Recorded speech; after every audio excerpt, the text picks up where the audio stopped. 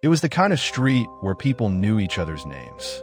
Quiet, suburban, the kind of neighborhood where children ride bikes on the footpath and people wave from driveways, where you feel, without thinking too hard about it, safe. Claire and her husband Daniel had moved there in the spring of 2019. New house, young family. Their son was 3, their daughter was 7 months old. Their neighbor, a man named Gary, mid-50s, lived alone, had been on the street for 11 years. He knew everyone. He was, by all accounts, perfectly pleasant. He had been watching them since the day they arrived. Claire noticed the first thing in the autumn of 2019. A small lens, barely visible, fitted into the top of a garden ornament positioned near the boundary fence between their properties. She almost didn't see it. She was weeding.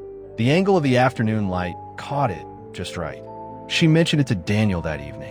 They told themselves it was probably part of a motion sensor, a security feature, something entirely ordinary. They did not investigate further. That was the decision they would later say they most regretted. For 2 years, Gary recorded them. Not just a garden, not just the exterior of their property. He had position cameras. Eventually, investigators would find 7 at multiple angles along the shared fence line and at the boundary wall at the rear of the property. 2 of them had been installed at height, above the fence line, giving clear sight lines into the ground floor of their home through the rear-facing windows. Their kitchen, their living room, their children playing in the garden.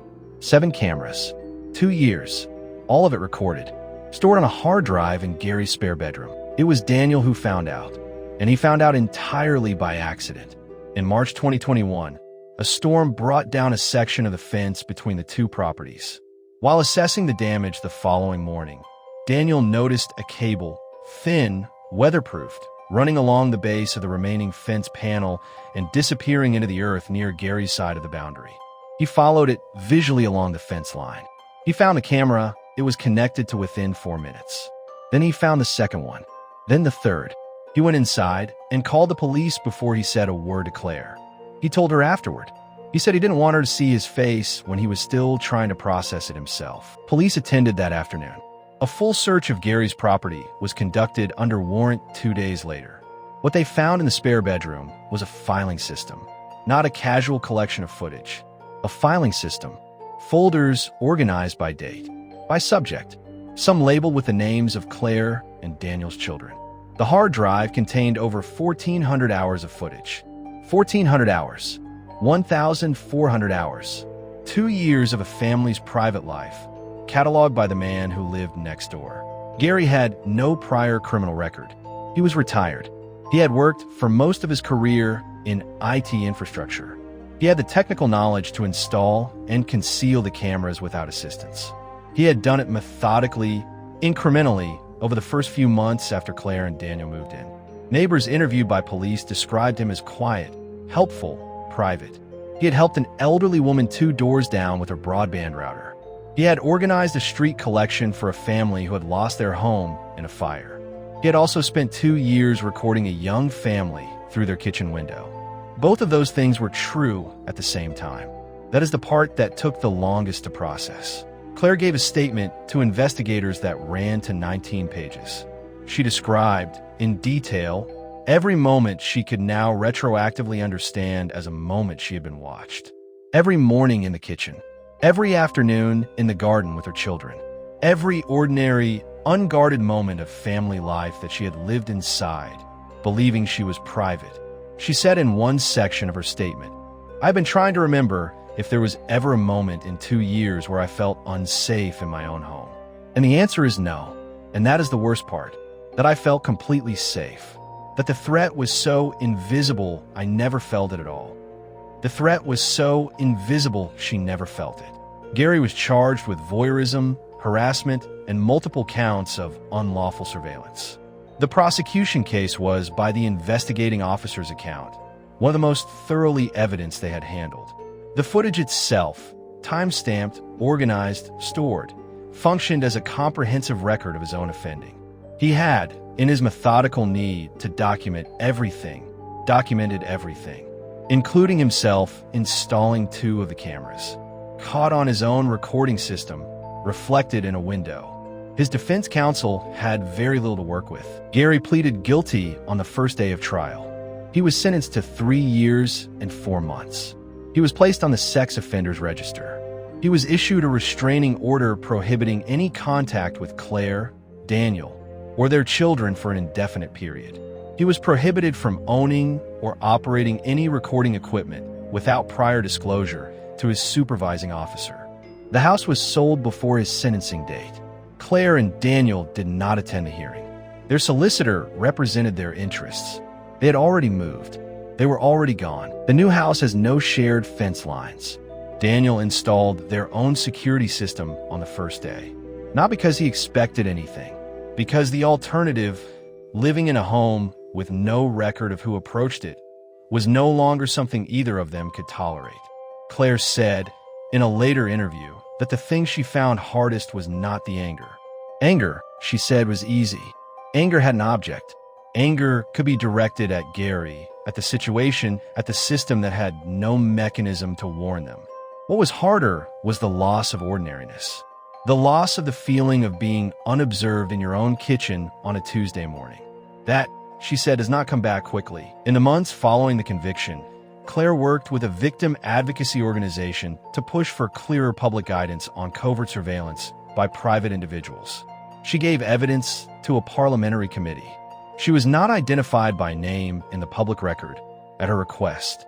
She said one thing in that evidence that was quoted widely afterward. She said, "Nobody thinks it will be their neighbor.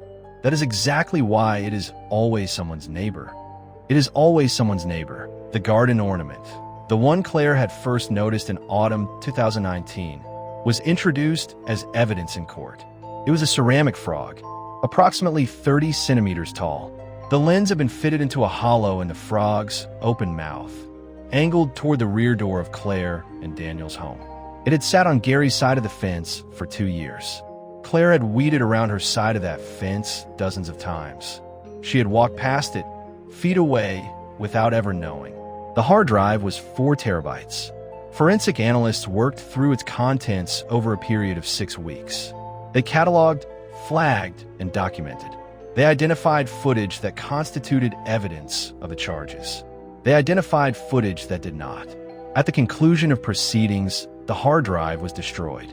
Claire was informed in writing when the destruction was confirmed. She said she read that letter 3 times before she could put it down. Daniel has not spoken publicly about what happened. By all accounts, he has declined every interview request. He has no social media presence. He works. He is present for his children. He has said to those close to him that he does not want the story of those 2 years to be the story of his family. He wants the story of his family to be everything that came after. Everything that came after. The street is still there. The neighbors who knew Gary still live on it. Some of them still find it difficult to fully process. Several of them described, in interviews, a retroactive unease, the sense of replaying ordinary interactions with Gary through a different lens. One woman said she had thrown away a garden ornament she had owned for 15 years. She said she knew it was irrational. She said she threw it away anyway. There is no clean conclusion to a story like this. There is a conviction. There is a sentence. There is a family who moved and rebuilt and are, by most accounts, doing as well as anyone could expect. But the 1,400 hours existed. They cannot be untaken. The 2 years happened, and inside those 2 years were thousands of ordinary moments that were stolen without anyone's knowledge or consent. That is the thing about this kind of violation. It reaches backward. It changes the texture of memory. You cannot unknow what you know. Claire was asked near the end of one of her advocacy interviews what she would say to Gary if she could say anything at all. She thought about it for a moment. Then she said, "Nothing. I have nothing to say to him. He made himself very small by what he did. I refused to make him larger by addressing him directly." She paused. Then she added, "I just want my kitchen back. The feeling of my kitchen on a Tuesday morning with no one watching. The feeling of my kitchen on a Tuesday morning." The ceramic frog was destroyed as part of the evidence disposal process. The fence was repaired by a contractor 6 weeks after Gary's arrest.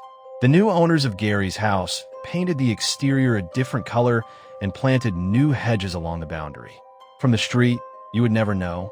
That is both the comfort and the problem.